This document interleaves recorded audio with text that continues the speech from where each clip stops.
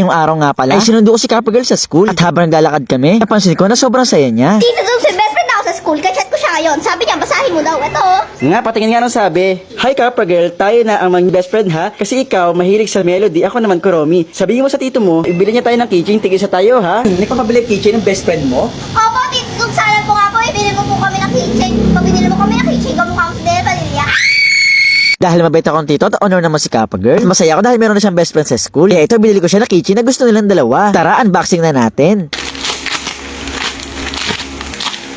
Wow! So ito siya mga kadugyot. Ito yung keychain na gusto ni Kappa Girl. Magkadikit sila na keychain pero pwede silang paghiwalayin tulad ito. Ayan o, merong magnet. Tapos pwede rin ulit sila magdikit tulad ito.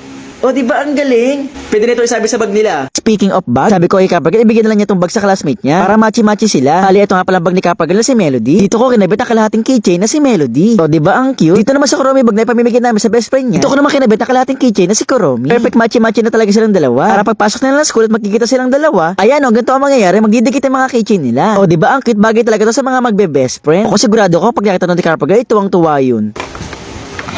Ay na yung Kuromi at Melody na. Keychain namin ng best friend ko. Wow, ganda! Oh, Kappa Girl, ito yung keychain na gusto nyo. Okay, kukunin ko na ito. Papasok na ako sa school. Papakita ko sa mga classmate ko. Bye! Okay Kappa Girl, ingat.